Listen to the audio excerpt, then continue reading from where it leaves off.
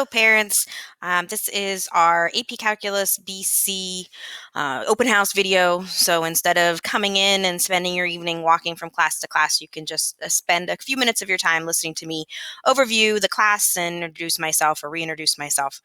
So my name is Kara McPherson. I am the same teacher that your son or daughter would have had last year for AP Calc AB. We just are continuing the year with this BC group.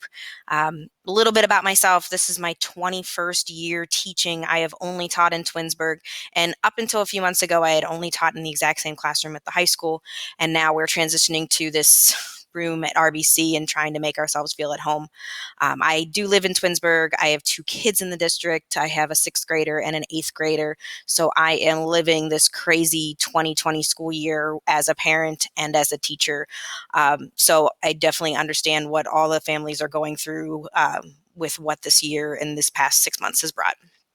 So to tell you a little bit about the class, I specifically asked when we found out we were going to a 4x4 schedule to have this group in the fall.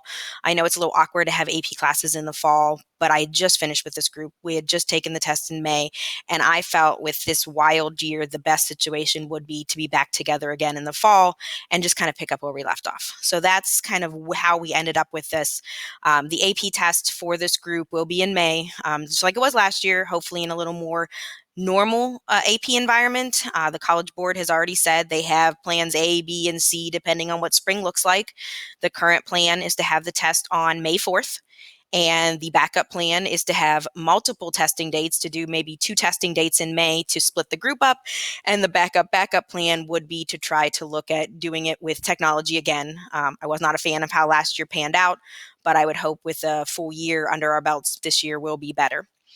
I know that I will be done with these students in January and the test isn't till May, and I've already talked to them about how I'm going to continue to prepare them.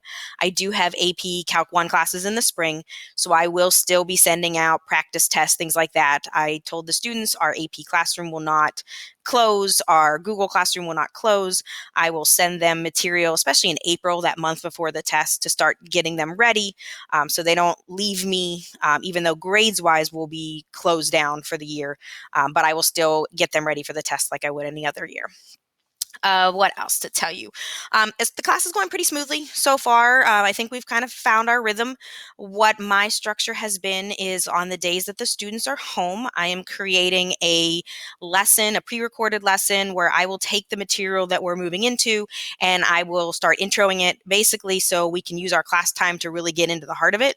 So I will create either 1, 2, sometimes 3 short videos to prep what we're getting ready to do next, and then give them some practice sets of problems so they can start practicing the basics of a skill or a topic. And then when they come in and they're in person with me, we start actually getting in a little deeper to it and looking at what does the AP do? What are the expectations as far as what they need to know in maybe connection with other topics? So that's how it's been structured, and I think it's worked pretty well. The students are expected each day when they are home to go on and start the lesson. I need at some point during our class time, so whatever our class time is, I need them to log on at some point there and start. Usually it's watching the videos, or many students work ahead and get all the problems done. If a student during that hour and a half never logs in, and I can see exactly when they log in and when they start working, then they will be marked absent for the day. But as long as they go in and start working, then they are considered present, and then the work needs to be completed by the next class in order to be given credit for that work.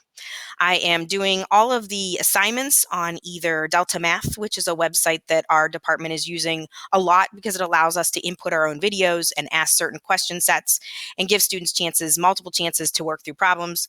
And I'm also using AP Classroom, which is what the College Board uses as a way to review for the test.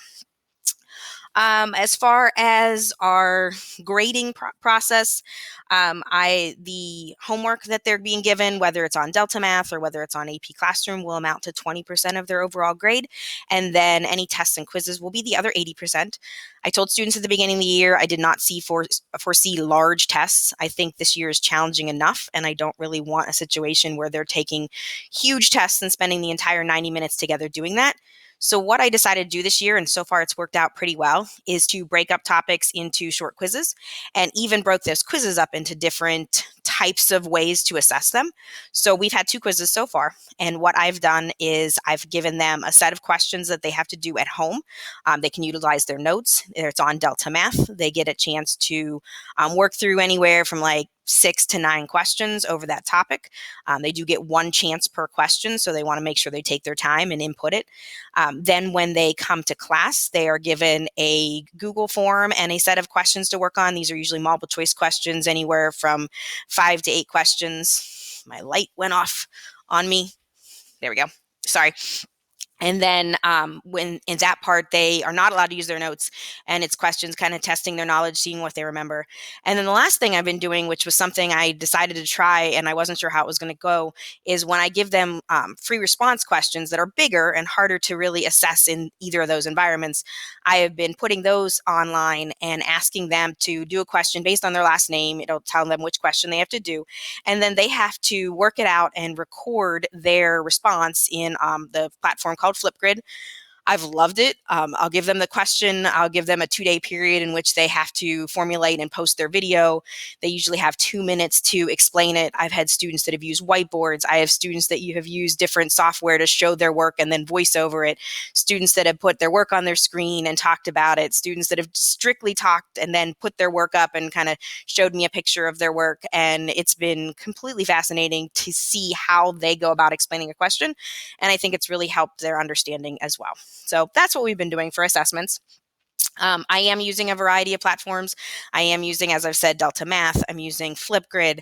I'm using AP Classroom. I use Google Classroom all the time. Every single day, Google Classroom has been updated with what is happening in the class, whether it's what they have to do when they're at home or what they have to do when they're in person.